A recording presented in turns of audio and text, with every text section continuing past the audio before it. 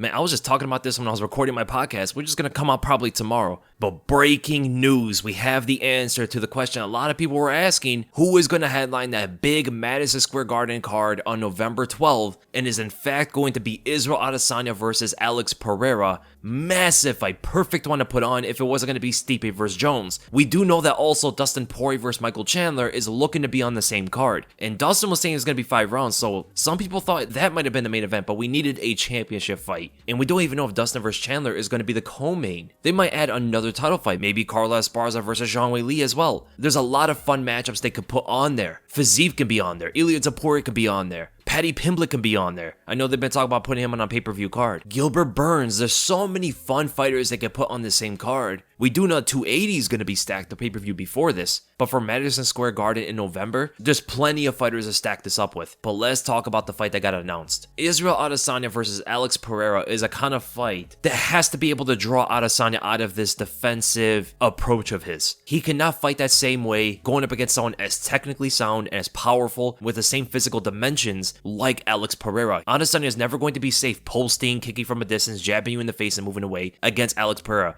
Pereira eventually is going to be able to get that down, time it, and counter, and all he needs is one. This is something that both guys have been talking about ever since they got put in that press conference. They had big gloves before, now they have 4-ounce gloves. Imagine what's going to happen when they hit each other. Adesanya's didn't really make as much sense, considering that he didn't knock Alex Pereira out. Pereira hit him once and knocked him out. So imagine what he could do with 4-ounce gloves. He just needs to touch him once and it's probably over. Whereas he might be able to take a bunch of Adesanya shots. And Adesanya has changed his style much more than Pereira has. He has adopted a more MMA-friendly style that's going to be a lot more effective against wrestlers or guys who want to shoot takedowns on him. That long karate stance, you can't really get a clean double leg on him, work the single leg, but he's so long and tall, he can really fight off that well. And because of that long bladed stance, he's like a fencer now. The jab is always going to be active. There's a lot of linear and lateral movement that's possible, and because of that, you can see he's a lot more mobile in MMA than he was in kickboxing. In kickboxing, he was a lot more flat-footed, marches forward, much more of a narrow, tall stance, and all that stuff, throwing a lot more aggressive punches at you. In MMA, he kind of gets away from a lot of your stuff, counters, jabs you from a distance, and all of that. And you saw the same thing happen with Rodtang when he fought Demetrius Johnson. In that second MMA round, Rodtang did the exact same thing. He became much more of a karate fighter. Wide stance, moving around, trying to pick Demetrius Johnson from a distance, but ultimately he did get taken to the ground. In this one for Adesanya, he doesn't have that same kind of leisure. Alex Pereira is not going to try to take him to the ground, and Adesanya knows that. So is he going to keep that same kind of stance? Because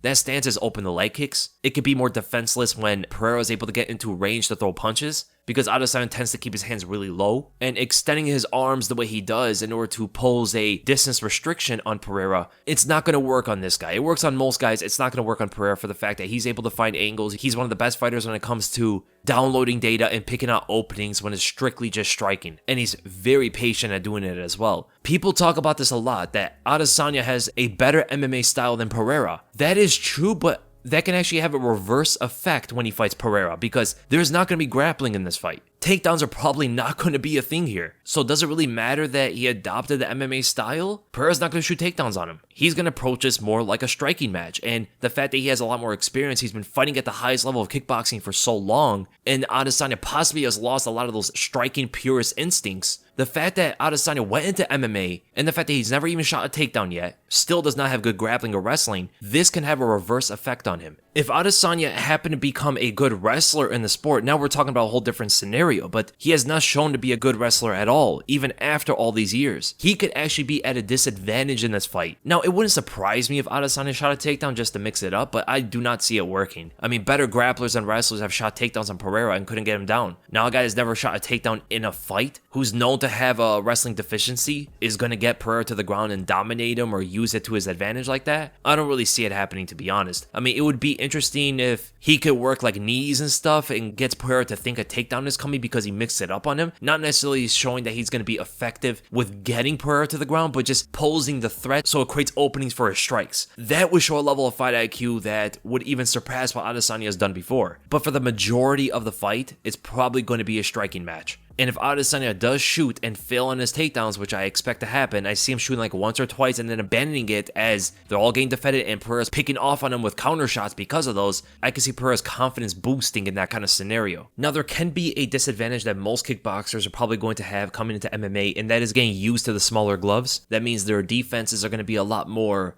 exposed when they come to MMA. Blocking 4-ounce gloves is different than blocking 8, 10, or 12-ounce gloves. There's more space for the punches to get through and stuff, so people are thinking that Alex Pereira might be blocking up high by instinct, and then Adesanya's punches are able to get around them. But if you really notice about Alex Pereira, he doesn't do that often. Even in kickboxing, he didn't. I mean, he would go to it sometimes. He would pick up a high guard to block punches, but he was much better at keeping range on opponents, just getting on the outside of their punches or slipping them. And he's doing the same thing in MMA. Look at his fight with Bruno Silva, which went 3 rounds. Silva's a power puncher, even tagged Pereira a couple times, and that just shows his chin. But at the same time, most of the punches are missing by Pereira moving slightly away and rolling with the shots. So the fight is probably going to be slower paced, but a technical chess match that can end with one punch. Pereira tries to figure you out enough to where he has to land one shot, and that's it. Adesanya will do something similar. He will throw out very lethal attacks, but very much more in different kind of techniques like high kicks, spinning kicks, knees and hooks and crosses and all of that kind of stuff. Pereira is a lot more limited in what he does, but he's a lot more efficient with the kind of strikes that he throws out there to end you. Left hook is his biggest one, man.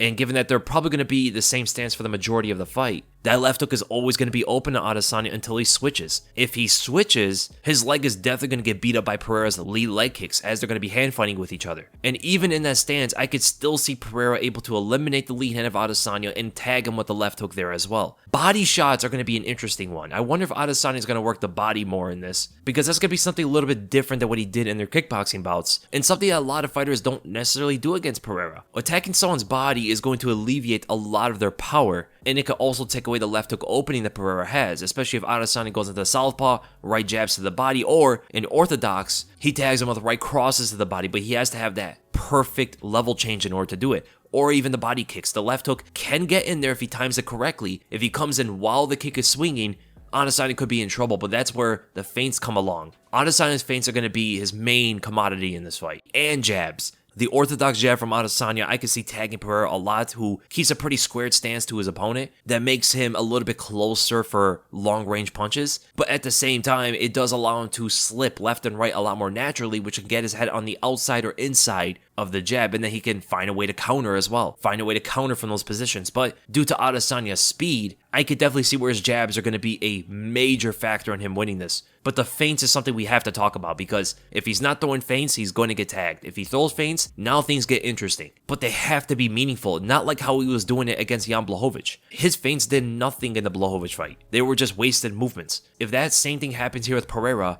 I think eventually Pereira will tag him, because you tend to see a lot more wasted movements from Adesanya than you see from Pereira. And in a game of inches, which this is going to be, this is the highest level striking match probably in UFC history. If you move an inch too much or an inch too short, someone is going to get knocked out. So at the end of the day, this fight is very close, man. It can go either way, man. I can see Pereira winning. I can see Adesanya winning. The odds are getting closer and closer. Adesanya opened up as a minus 200, and now he's closing in as a minus 160. That means a lot of people are putting money on Pereira, man, because those minus 200 odds were crazy. I do not agree with that. The closer it gets, the more I'm starting to agree with it. And if I'm going to make an early prediction, this is subject to change, I am probably going to lean with Alex Pereira. A big reason as to why is that Adesanya is kind of easily pressured, even from guys that are plotting. Now factor in someone who has the same reach, who's a lot better on the front foot than anybody Adesanya's ever fought before, and look at the kind of combinations he was able to put on Bruno Silva when he backed him up. I could definitely see in that kind of scenario where Alex Pereira is able to get around the guard, catch Adesanya at a distance, even if Adesanya's trying to move away and post and stuff, they have the same reach again.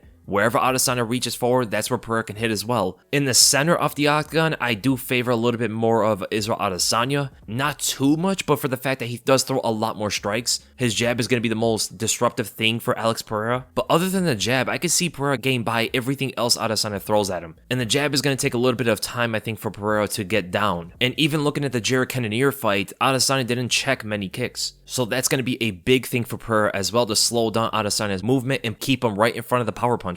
But regardless, man, I am so excited about this fight. One of my top anticipated fights of the entire year. If Pereira wins, that would be so insane. Imagine, in his 4th UFC fight, this guy became the UFC champion without even 10 professional fights in MMA. He would have to go down as top 3 greatest combat sports athletes of all time. I mean, a 2-division champion in Glory, and then a UFC middleweight champion defeating the second greatest middleweight of all time in Israel Adesanya. The guy has accomplishments that 99% of fighters will never be able to achieve. And if Israel Adesanya beats Alex Pereira, I mean, he's going to continue his dominance. Nobody else is going to be able to beat him. The only other guy is probably Robert Whittaker, but we already saw 2 fights between them. There's going to be a bit of time before Robert Whittaker gets another title shot. He has to pretty much do what Max Holloway did. Beat the other contenders, man. If he's able to clean out the rest of the division, then he could fight Adesanya for the 3rd time. But if Adesanya beats Pereira, there's nobody else.